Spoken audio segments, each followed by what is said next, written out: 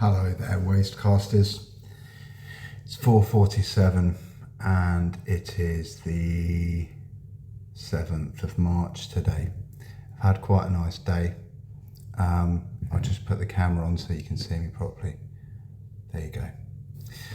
So I went out for a cigarette this morning and I went to the bench like up the road instead of going to the smoking hut, and all of a sudden this guy started singing in the kind of garden for the other ward opposite, just like la la la la la la la la la la la. And if I had have made a video or like gone live, then the hospital would have told me to delete it. I went to go for a cigarette a second time, and they told me that after I signed the form I had to wait for a bit. I didn't understand why I was being told to wait, and they said that it's because I couldn't have a lighter. They used numbered lighters on the ward, and I could only use one of their numbered lighters. I've got a couple of lighters that I've bought on leave in town in my security box, and I said, can I take one out of my security box? They said, no, you can't, to mitigate risk. And I sort of said, why not? If you're going to give me one of your numbered lighters from the ward, what difference does it make if I just use one of my own? And I had this kind of long drawn out exchange with one of the support workers here at Haywood ward at Signet Stoke, who sort of didn't really come up with anything conducive to suggest why I couldn't take my own. And yeah, it made me think a bit about the security protocol. Normally in psych wards, right, when you put stuff into the security box, they've got like a document. So if you put like your laptop in there, then when you put your laptop in, they sign it in. And when they take your laptop out, they sign it out so that someone can't say like, I left my 50 grand Rolex in your insured cupboard and it's got nicked. There's been sort of recent issues in the ward managers' community meetings that are brought up where they just don't have those documents there to sign items in or out of the security cupboard. Yeah, so eventually they got referred to the nurse in charge, and the nurse in charge couldn't really justify a decision either. So like it was like they were going to give me a lighter anyway, but mine was too risky, my own, and I had to wait to go on leave. When I did go out to go on leave, there was a load of occupational therapists waiting in the reception area. They said, we're going for a walk down the beach.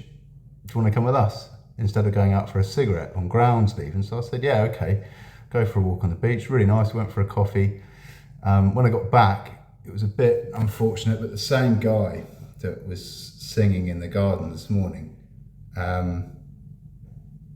was sort of complaining that the staff were like taking down all the posters off the wall and taking this kind of like electronic screen thing with like a fingerprint scanner for a staff ID or something off the wall, and they'd taken down everything from the reception walls while I've been out.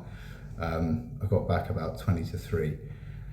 This guy was saying something about the service that they provide, and I said something which I've said quite a lot in mental health detentions, which is that I sort of said to him, you're not the customer, you're the product, which is kind of true, like in a mental health setting. But he took it really offensively and started shouting and swearing at me, calling me a dickhead, and then sort of carried on abusing me. And so I've put in a complaint about that. I didn't mean to cause him any offence, and I don't want to accuse him of censorship. A few weeks ago, I went and bought this.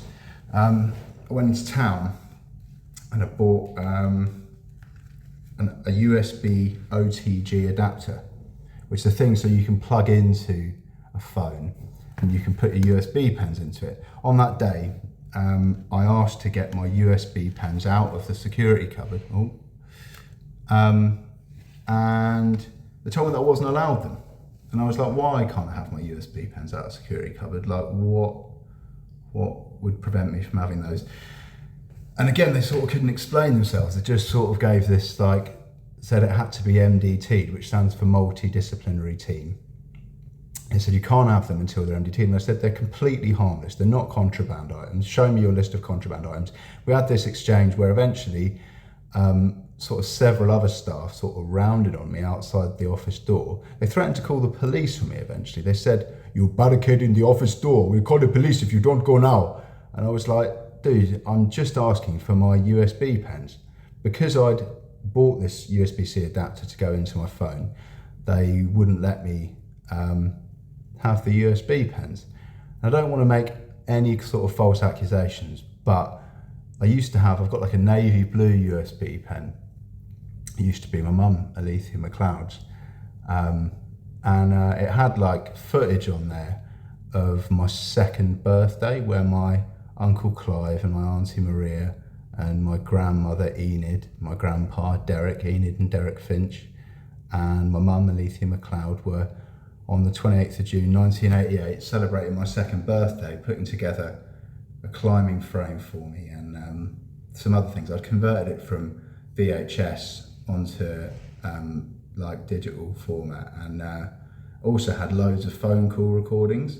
I used to use the ACR phone call recording app. If anyone's followed my Google Drive online diary, you'll probably be familiar with that. I've got just like a library of phone call recordings I've used to narrate my life and kind of evidence some things. And after about an hour of this long dispute where they wouldn't give me my USB pens, they said, "No, it's fine, you can have them now." And a lot of the information so I'm using the Loom video recording app, which is why there's this sort of like, it's just a screen recorder, backs them all up online. Anyway, I got the USB pens back, and like all that was on them was just like one photo from one photo album from my Samsung Galaxy S6, kind of copied and pasted into loads of folders, and all my like kind of hundreds of phone call recordings from between like 2015 and 2021 had all just vanished. And that's only from memory. I don't know. I'm not accusing them of deleting my personal information, but I think there was files on there that aren't on there anymore. I got this new phone, this Samsung Galaxy S24 FE fan edition, as if whoever's a fan of Samsung wants to buy a phone just to be a devoted fan. And I'd had inside this coat I've got, inside my hemp hoodlum jacket, there's this A4 document pocket. I've got like a pink poly wallet where I keep all my, I've got my mother, Alethea Inez McLeod, my father, also William John McLeod's old black passports, which have just got sort of sentimental value, and my passport, and my mum's passport, and like my birth certificate, my mum's marriage certificate, my mother and father's death certificate. And I used to just keep it in that pocket in like an A5 document wallet. And when I went to go and buy a phone on the 1st of November, I took those documents with me, which it just so happened that I needed. I tried to use my contactless payment system to buy the phone, which was like 500 and something quid, I think. There we go. And I had to go to Lloyd's Bank and draw the cash out because I couldn't get it from the 3 store. It's the phone I'm using to record this right now. I'll show you the bank statement from that day. I've stopped flipping my selfies now, so there's the selfies that I took and some stuff about the medical legal scrutiny checklist I posted on Twitter today. Here's that transaction. I went and got my hair cut. That's who stole Dimitriov is. I went to McDonald's and bought some tobacco, I think, from Western Convenience. Paid my Dropbox subscription and took out 675 quid from Lloyd's Western Supermare. Or paid. It says pay. I don't know. I took it out in the bank.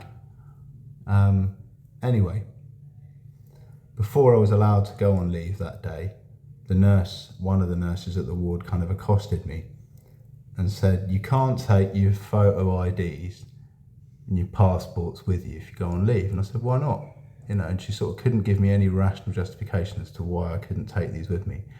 Don't know why they would not want me to take my photo IDs and my sort of family's my birth certificate and all these kind of things into town with me. And she wouldn't let me go on leave that day until I showed her that my passport was expired. So between not having any way of documenting stuff in the security cupboard, trying to prevent me from being able to identify myself formally to anybody when I do go on leave, and insisting that I can't use my own lighter, that's been my experience of today. I would show you my security sign in and sign out list with all the stuff on there, like if I could.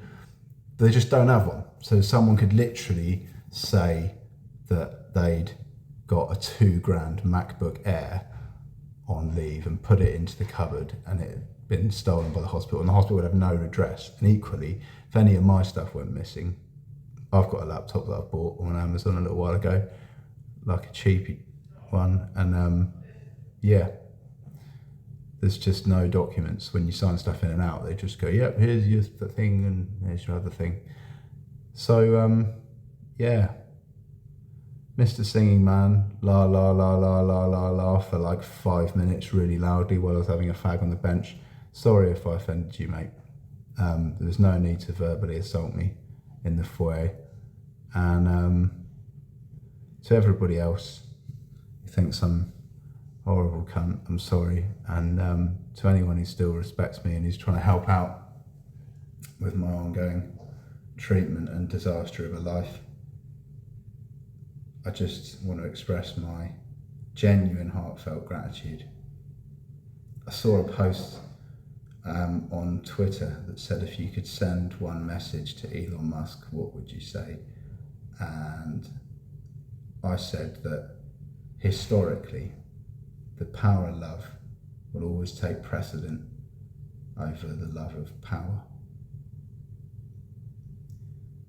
So on that note, I'll wish you all a good evening, Wastecasters, and look forward to receiving your feedback. And if you want to come visit me, just let me know. Lots of love. Goodbye.